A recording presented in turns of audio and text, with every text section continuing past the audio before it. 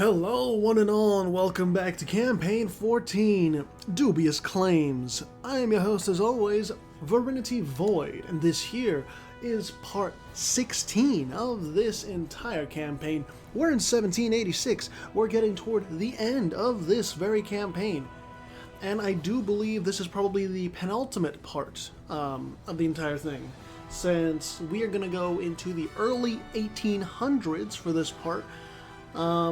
And after that, it is going to be up until December 31st of 1820, and then the campaign concludes. So that is really the kind of like the schedule for this here part, and then part 17. So I don't really have much else to say other than let's go over some national ideas of Teotl, the Grand Master of North America and Central America. We'll be reading the final three national ideas and seeing what really drove them or carried them to victory, aside from, of course, their grandiose military. So the fifth national idea of Teotl is mechanic campaigns. Manpower is spent during campaigns. These spend 2 dice rolls worth of manpower, and in exchange, you either get the highest of the 2 dice's number in goods, or the lowest of the 2 dice's numbers in favor. And that gives infantry shock +1. The sixth national idea is mechanic, turning of fate. If there were more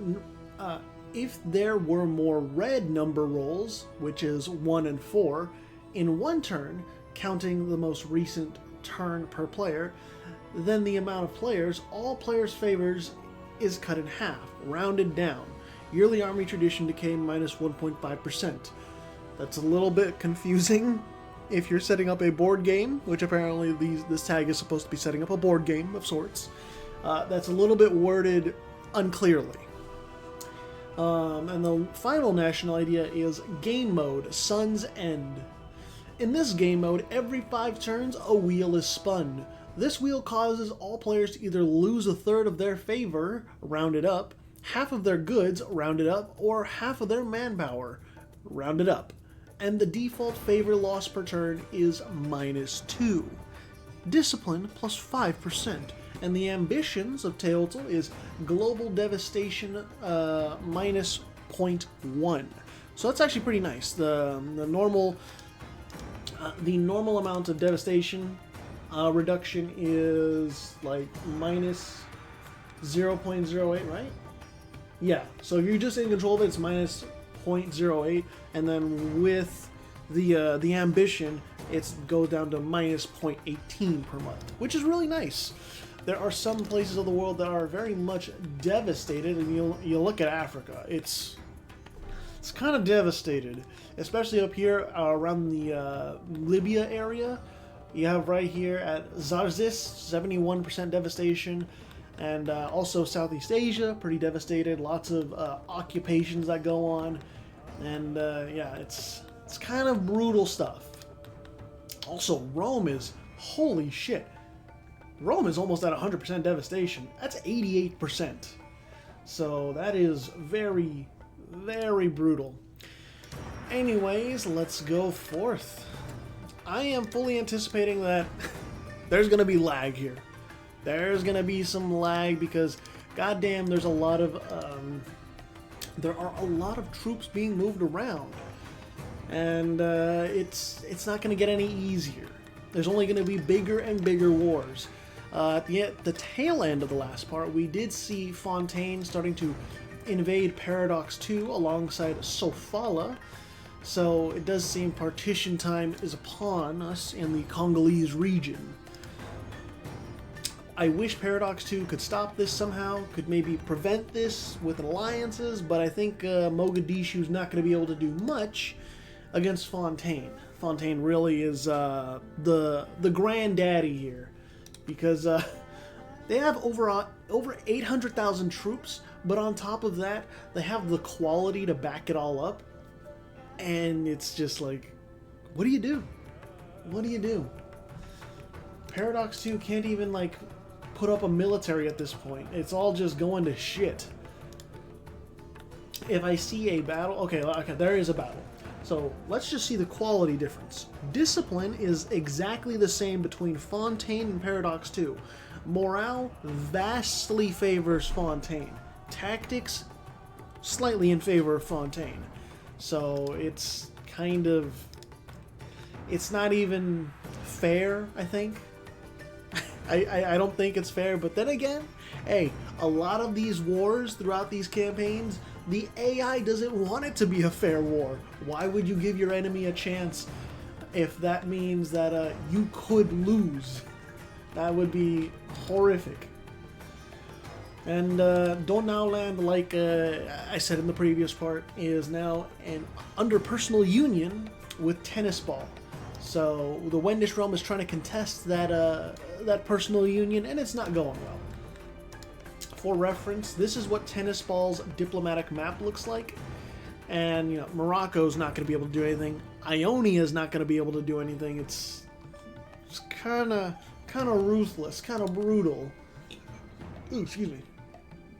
And for some reason, Tennis Ball has a royal marriage with Bulgaria, but there's no rivalry, so are you going to maybe be friends? Let me check the opinion real quick.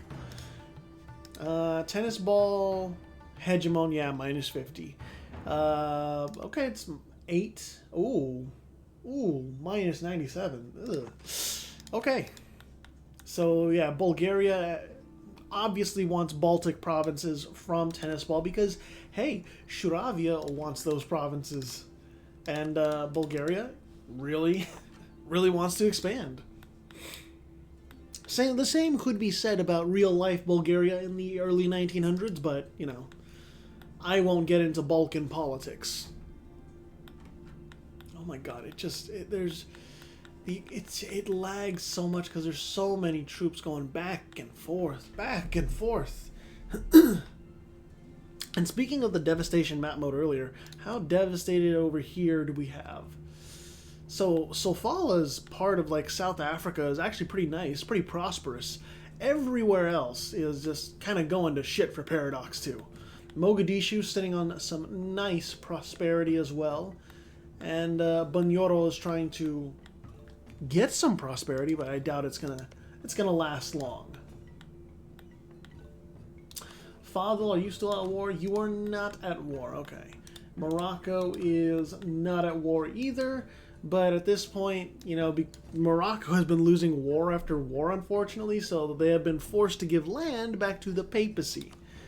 And keep in mind, like, from the previous parts, Morocco was absolutely thrashing the papacy. Because the papacy was exiled to North Africa, and then Morocco started expanding, and Morocco was taking chunks out of the papacy. But now there is Papal North Africa again, and Epirus is also in North Africa too.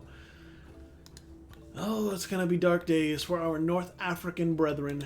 And it's also going to be dark days when Fontaine, you know, fully encompasses the Gulf of Guinea. Guinea? I think it's Guinea. Also, I just noticed, Zazao and Ionia kind of have like really similar colors, and so same with Bunyoro. That's a little odd, but I'm not going to question it. I'm just going to go along with it. Teotl, yeah, pretty much. I don't think Teotl is really going to go to war again, other than maybe to finish off Etruria, but that's really about it. And it should be noted, at least for the religious map mode, Teotl has not been converting. They haven't been really converting anything other than the totemist provinces from, what's it called? The United States of Caddo. Kaideria hasn't been converting provinces either. Really, it's kind of, I wouldn't say freedom of religion per se, but kind of like you do you and we'll do us. Just fuck off, I guess.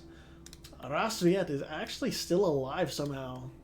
I guess Teotl doesn't care for the Aleutian Islands, and I can understand why. Like, the Aleutian Islands aren't all that big of a deal. Rasviet is kind of trapped over there, more or less. There's your peace deal, and Paradox 2, yeah, they lost basically their hold into West Africa, all the way toward Benin. So I would venture a guess and say like Paradox 2 is not going to be able to fight off anyone else after those two nasty wars. And Mogadishu is still allied with them, but the next time someone declares war on Paradox 2, Mogadishu could very well feel the short end of the stick. It's not going to be pretty. Wendish Realm lost that war handedly, and, well, I'll just let you look at how bad things went for them.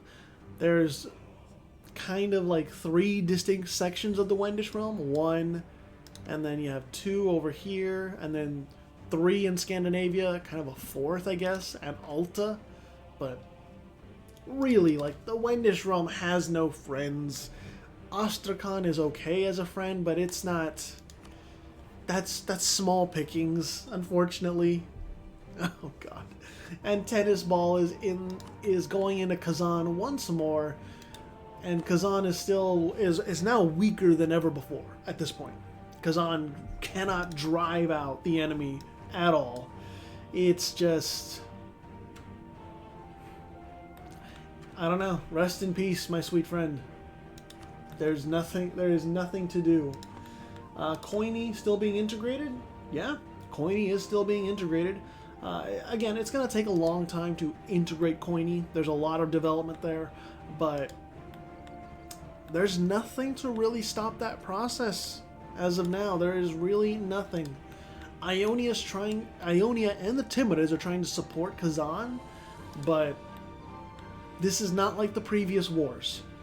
This is a Kazan that is absolutely maimed and infirm. There's nothing to do.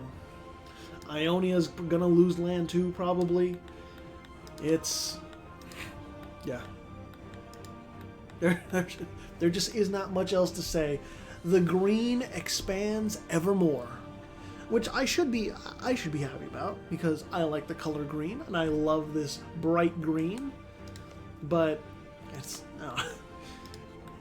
I just feel sad that, like, the spirited defense that Kazan had before is just... it is now withering away. Withering away into nothingness. Suminu with their one... I'm actually kind of curious, like, exactly how many troops you got?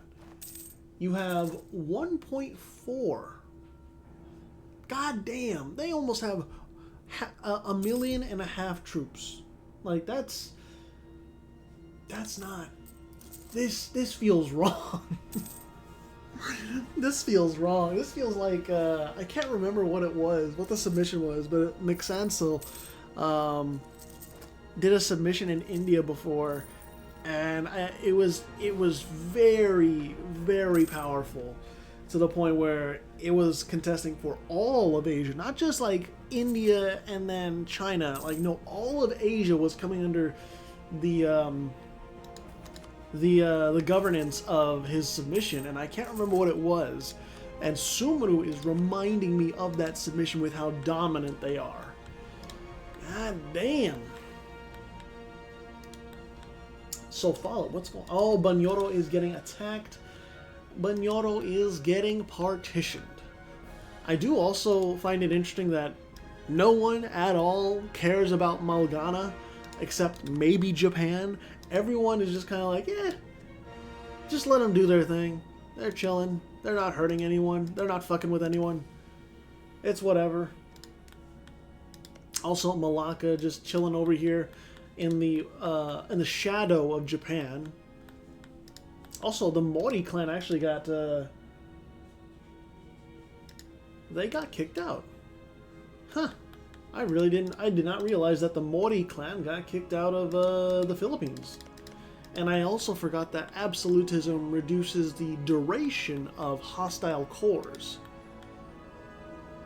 Fontaine and Tennis Ball, they're going into Ionia, and it's nothing to do. It is a helpless situation. I don't like saying that. I don't like realizing that fact, but, like, just the AI can't do anything. How the hell is Viduri still alive? You are under personal union. Oh, no, that's Bulgaria. My bad. Virui is still allied to the papacy. They are a lone holdout. Somehow, some way, they're still around. Potawatomi not being annexed yet. Kind of surprised that Teotl doesn't want to annex Potawatomi just yet. I suspect they'll do it in good time, but I guess we'll see. Shuravia, 3.3% Liberty Desire. Koini, why do you have so many troops amassed in the south? What are you doing? What's the development like, actually? Man, that's a lot of green. A lot of yellow and a lot of green, which is really good for Europe. Look at Donau land. Look how much they've been fucking developing their land. 44, 41, 40, 34. Oh, that's not Donau land. 39, 43, 40, 37. Oh wow, their worst province, 15 and then 8 development. That's terrible. It's like, the majority of Donau land's provinces are pretty fucking good. Pretty fucking good. And holy shit, there's no wars. Are you kidding me? You're telling me this world has no wars? Jesus Christ, what have we come to? It has been non-stop action since like part 10, part 9. And now we have some peace and quiet. No, we don't. No, we don't. Of course we don't. So Fadl has declared war on Kazan, the Timurids, and Ionia, which means Kazan is at war with Fadl, Astrakhan, and Morocco. Get ready, because Astrakhan is about to dictate everything in this war. Like, Fadl and, actually is... Oh, Ardalan is in this on the side of Fadl. Okay, never mind, yeah. Fadl, Ardalan, and Astrakhan, they are gonna be the dominant Muslim powers. The Timurids had their chance. They tired themselves out helping out Kazan. There's no stopping this. The Kurds are coming, and you can't stop them. It's that simple. And Ionia, Egypt is gonna be forfeit. That's about it. Bulgaria going after Virui for a nationalist war. And actually Tennis Ball is going after Virui as well. So nothing is sacred in this world. Truly, the papacy is being attacked once more. I wouldn't be surprised if someone actually like vassalized the papacy. But I think if you're a Catholic nation and you do that, you get a triggered modifier that's like subjugated the Pope, -5 yearly prestige or something like that. I can't remember exactly what it is, but it's supposed to be a mechanic where, oh, you've taken the head of your faith as a subject. How dare you? Kind of awkward, but I'm not gonna question it. Of course. Oh, excuse me. But of course, Sumeru has to wield their 1.5 million troops against Loibuk and their 700,000 troops. Just look at what the fuck they're doing. At Datong, over 300,000 troops to besiege that one province when you only need 24,000. Like, you're going a little overboard, man. I think you're really going a little overboard. But then again, you know, you have over 1 million troops. Why not use them like an iron fist? I kind of want to see the quality comparisons, honestly. It's like, Loibu, has your quality fallen off? Does Sumeru match you in discipline and morale? Probably, I would expect. The Timurids, they are being pushed back. Their military is being destroyed bit by bit. And Astrakhan, they're feasting in Kazan. Fadl, they're pushing into the Nile River, and they're also pushing into Anatolia. Ionia barely has any troops to speak of. So we can... This is partition territory. This very much seems like partition territory. Wait a minute, did Sumeru lose a battle? Oh my goodness. I mean, small victory, small victory. The wider scope of the war probably lost, in my opinion, but we'll see. What other wars do we have going on? Mogadishu's going after Arawak, excuse me, the exiled Arawak that is in West Africa. And I'm not entirely sure how Arawak plans to stay alive in that, but it's a small war. Over here at Baotu, they're Loibuk. You might get surrounded by like 600,000 troops. That's just that is a reality that we can speak of. Good God.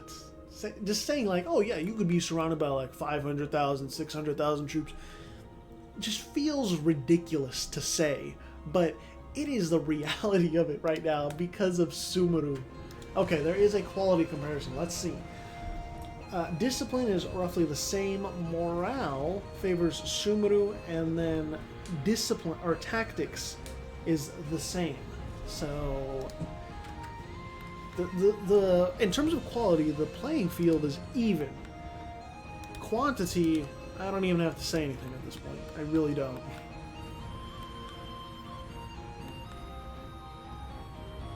Where did you go? Oh, they were just a river of troops going back to Bulgaria.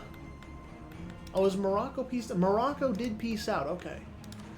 And oh, Bulgaria is now going after Kazan, trying to engage in the partition as well. I mean, all's fair, I guess. You do you. There's no point not to jump in, right? Kazan is at its weakest. There's nothing Kazan can do. And it's the same thing with the Timurids. Like, I would think Sumeru would want to go in against the Timurids and also, you know, get some more of Vijayanagara, but I guess sticking it to Loibuk is more important.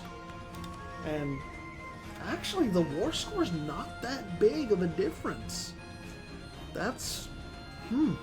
I thought it would be a lot higher by now, but I guess Sumeru is just not winning these battles yet. And I say yet. They probably will win these battles when they really happen. Loibuk is really trying to like push the envelope over here, but Sumeru gets done with these sieges so quickly. So quickly. And like right here, there's just... This is a battle that Loibuk just cannot win. There's no... You see, there's just a tidal wave of soldiers coming down from the north.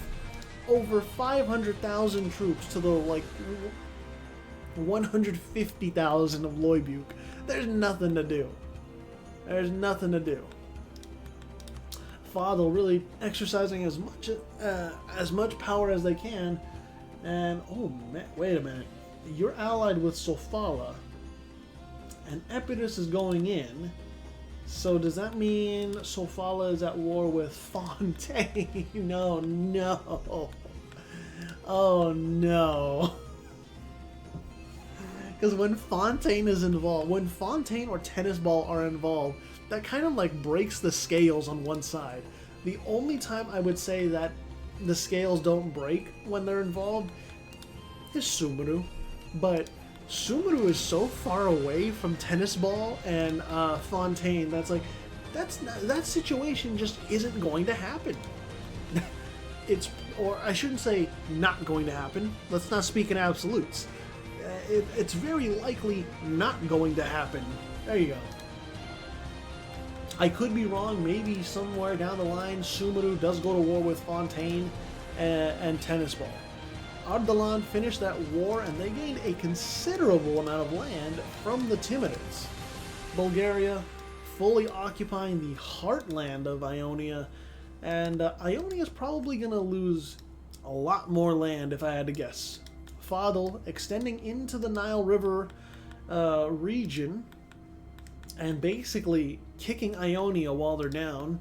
Bulgaria is spitting in the face of Ionia at this point, and it's Yeah, I got nothing else to say other than GG, well played, Ionia. You tried, but there's nothing left to do. Kazan is just dead weight. Oh, man. MNT, what? Ah, MNT, seeing that the Timurids are weak, is now going against the Timurids. Vijayanagara has joined in the war, trying to defend the Timurids, but MNT actually has like a lot of troops that they can bring in from the east, so I would say MNT is in good shape. There's no real danger for them, because Vijayanagara can't really get troops over to the north. Peace has been signed between Loibuk and Sumeru, and I don't think... No. What's it called? Sumeru gained like one single province down here in the Indochina region, but that's it. That war wasn't really for much of anything. And both sides, they didn't sacrifice too many troops. All that happened was that like there was a little bit of devastation caused in the heartland of Loibuk, but nothing else. It was pretty stagnant in terms of border changes. And yeah, we're not doing too. Actually, did a new institute? I don't think there's an 1800 institution, is there? Unless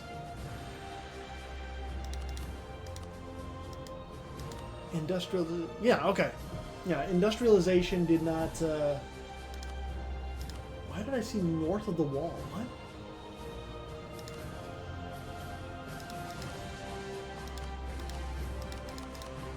Okay, I don't know. I was a little brain broken on that. I thought I saw something else. But, yeah, there is no new institution for 1800. The institutions have effectively been spread all throughout the world, so there is no need to worry. Everyone has the institutions that they should. I think it's probably the reason why, like, in Doja Shattered Europa, that there were a lot of nations that would fall behind because of institutions not spreading fast enough, and that was just because Doja Shattered Europa adds more institutions. And I also never modified the spread rate of those institutions. If we ever do go back to Doja Shattered Europa, I probably will modify that around, but I'm not sure how I would. Not yet, at least.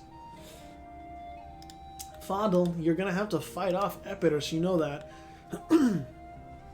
Because Epirus really wants that land from Sofala. And Fontaine is going across North Africa. They're on their way. Fadl, you better do something quick. Because you don't have much fucking time. You're gonna get some really bad visitors soon enough. Ionia is also... I didn't even realize this. Ionia is also allied with Sofala, so they too are in the war. Holy shit. Bulgaria, there you go. Took some more land in Anatolia. They took Aydin, as well as Teke, and then Hamid and Hudavendigar, and Mihalik. So basically, more goes to Bulgaria, especially up here in Kazan. Kazan is just a mere shell of its former self, unfortunately. Fontaine is pushing into Ionian land, and Sofala is just chilling. They're consolidating their forces, getting ready for any and all armies of Fontaine that will descend upon them, and that could happen sooner rather than later. MNT trying to finish off the Timurids, and they've got the siege of Dehrawood that has finished. The siege of Ferosk has finished, and yeah, the Timurids are kind of done. Unless they can get to Vijayanagara, though, this war score is not going to go to 100%. So, could be worse. Loibuk is attacking Korea. Okay. Does that mean Sumeru is also attacking? Yes. It is not a proxy war, but a partition war. Everyone wants to partition Korea. I'm not really sure who's going to get the lion's share, but it looks like it's going to be Sumeru.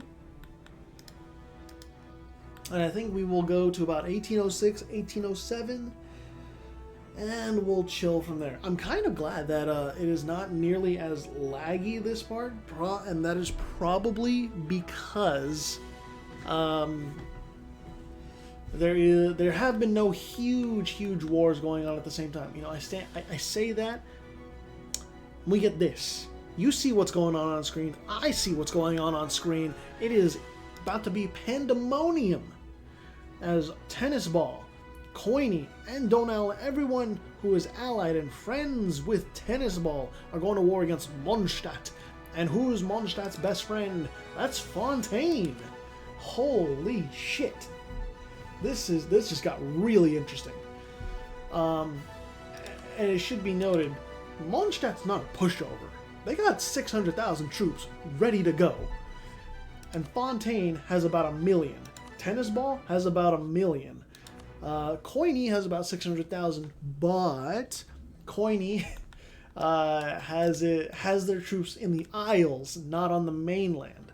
We got to go down to speed 3 for this. Holy shit! So this is going to be intense. Tennis Ball is mostly invading from Donau Land's territory in the east, and Tennis Ball is rapidly recruiting troops in their Eastern European provinces. Mondstadt's trying to stem the tide and trying to figure out what the hell they're going to do, because this war was very sudden. This war was not like on the radar at all.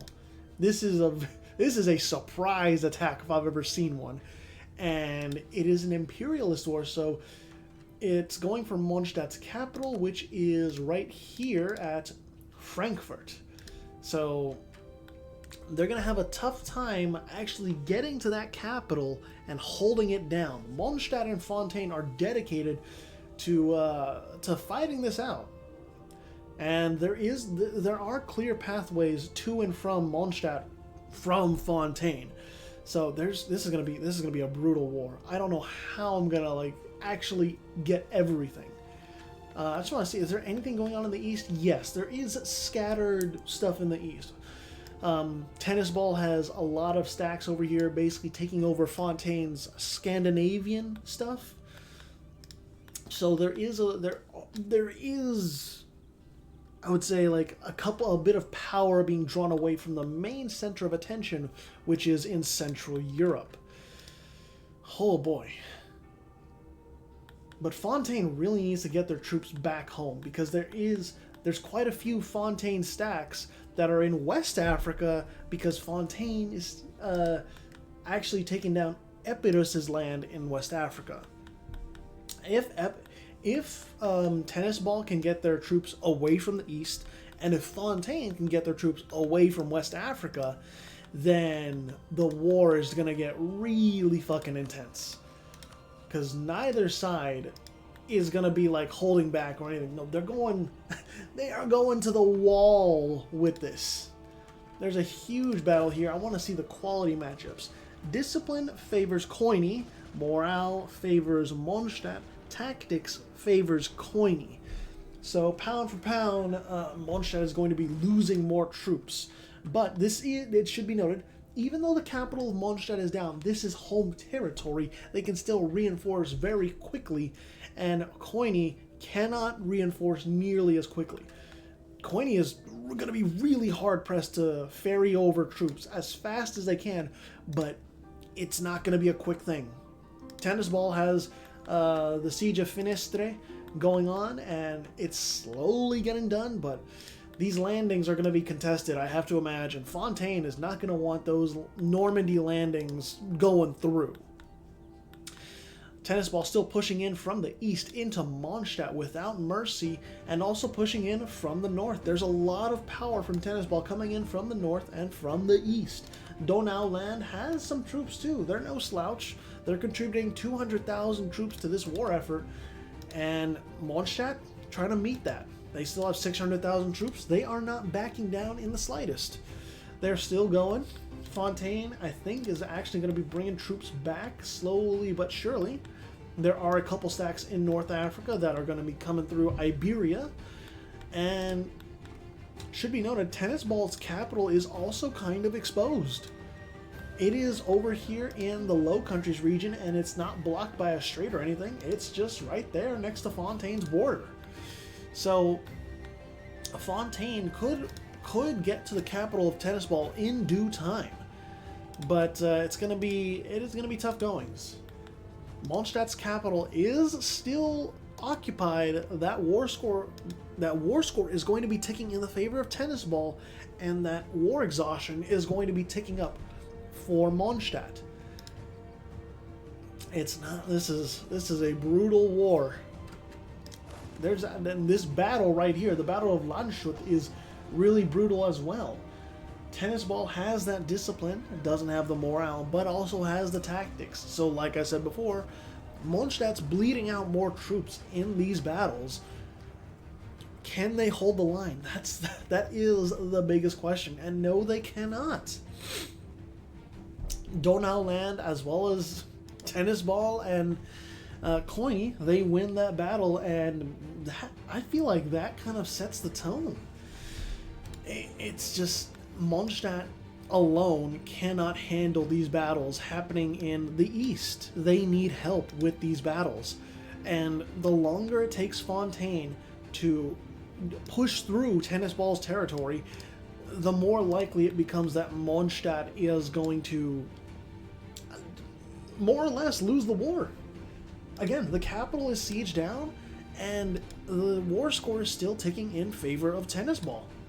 Fontaine is trying to deal with these landings and these occupations in the north, and Coiny is proving to be a really fucking good distraction.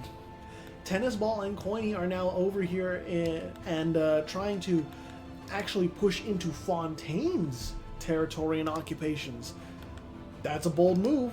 I don't know how well that's going to work, but if they get to the supply routes or like the logistical lines of Fontaine, that could be intense. That could be war losing. Donauland losing a pivotal battle over there into the west of Mondstadt, but then there's a bigger battle that comes right after it. And what I think Mondstadt lost that battle, and it's becoming more and more clear that the heart of Mondstadt, it is going to succumb to the power of Tennis Ball. There's too many troops and too much to deal with. The quality isn't there to push back the enemy, and Fontaine is not there to reinforce nearly enough. So bit by bit, these battles are draining the power of Mondstadt. There's not much else they can do to prop themselves up in this war. Let's take a little bit of a break and see if there's any other wars going on. No, it's just Japan, Malacca, and company going against Sumeru and Loibuk. That's all that's really happening in the east. Oman actually consolidated a little bit of Sumatra to themselves, and Loibuk, Malgana. Oh, shit. Malgana is over here in Papua New Guinea because they want some land over there. Okay. All right. And what else over here? Fontaine has a small stack in South Africa, sieging down Epirus's land. And there's not much else going on in Africa at this moment. Everyone else that was at war, like Ardalan and the Timurids and MNT, they are trying to recover. Astrakhan is watching and just with popcorn in hand, just same with Bulgaria actually. They're watching too. It's like, holy shit, they're actually going to war. Finally, like the power of the two has been broken, and Tennis Ball and Fontaine hate each other. You know, it's been a long time coming, but better late than never. But that hatred could come at the expense of Mondstadt. It's at -32 for Mondstadt. Tennis Ball is doing everything they can to ensure victory in this war. Not even... They are focusing very little right now on Fontaine's heartland, just straight up trying to take as many forts within Mondstadt as possible to ensure that if they lose battles in the future, they will have fortifications to hold back the tide. And it looks like those fortifications aren't even going to be needed. Fontaine and Mondstadt lost a huge battle here, and Coigny is now able to join in more and more. Those troops are getting ferried over the channel without contention. And also into Iberia. Coigny is going into Iberia. Epirus pushing into the Italian peninsula. Fontaine, they're not in shambles, but they're in panic mode. This could be spelling the end of it. I really don't see how you stop Tennis Ball's position from being like from growing at this point. Coigny and Epirus, they're joining in this battle. that should spell it all right there.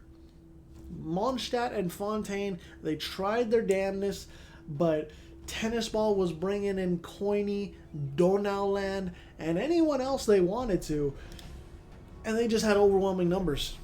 They just really had overwhelming numbers. Tennis Ball and their friends can they can do a 1-2 haymaker, and there's no response from Mondstadt. Mondstadt and Fontaine, they are reacting to whatever Tennis Ball is doing. There is no room to be proactive. And in this war, that's a killer. That is very much a killer. That's game, set, and match, man. Mondstadt's military is now just in tatters. Fontaine's military slowly being ground down. And to the credit of Mondstadt and Fontaine, they are also grinding down the military of Tennis Ball. Tennis Ball is at around 860,000 troops, down from over 1 million. There's been a lot of bloodshed in this war between these two superpowers. It is not an easy war. But it is a war that has proven without a shadow of the doubt who is the preeminent power in Europe. It's not Fontaine, it's not Mondstadt, it's Tennis Ball. And the personal unions that are within or that are underneath Tennis Ball, they're staying there forever. There's no chance they break free at all. There is no liberty desire in any of those subject nations. We will go to about August of 1807, and I think we can go to speed 4 because I think we know what's going to happen at this point. The capital of Fontaine being sieged down. It is lights out for Mondstadt. Oh man, and Coigny is still going into Iberia. That stack in Iberia has been left untouched, and they've been just doing their own thing. They didn't get very far, sure, but that kind of shows you that Fontaine was just so concentrated on everything else, and they just couldn't do it. And Fontaine even loses to that stack of Coigny troops in Iberia. If that doesn't show where we're at, then nothing will. Yeah. GG, well played. Tennis Ball, you have proven yourself to be the master of Western, Central, and dare I say it, Eastern Europe as well. There's not really any contest. Bulgaria can't contest that. And I don't think Astrakhan can either. Because it's not just Tennis Ball. It is everyone underneath Tennis Ball too. You know, Coigny, to their credit, the AI of Coigny has been doing very well at funneling over troops from the Isles over to the mainland and helping out as much as they can. You don't see that in vanilla EU4. No, you don't. You see that in modified EU4. Zorm AI does fucking phenomenal work at shaping up the priorities and shit of the AI. It is... You just can't beat it. You can't beat these kinds of results. I mean, look at down here. Coiney's even trying to land in Iberia again. Oh, man. We'll finish off in September. But, yeah, we all know how this is going to end. It is a somber day for Mondstadt and Fontaine, but I'm not going to disparage them for the effort. They tried their damnedest, but it's just not enough. Sometimes your best just is not enough. As sad as that is to say. But, yeah, we'll save the rest for the final part in this campaign, which is the next one. Let's go to that leaderboard. So, in first place is Tennis Ball. In second place is Fontaine. In third place is Sumru. In fourth place is Teotl. In fifth place is Bulgaria. In sixth place is Loibuk. In seventh place is Astrakhan. And in eighth place is Mondstadt. Your economic hegemon on the way up is Tennis Ball, and your fully maxed out military hegemon for this part is Teotl. That'll be all for now. Thank you all so much for watching, and I'll see you in the final part.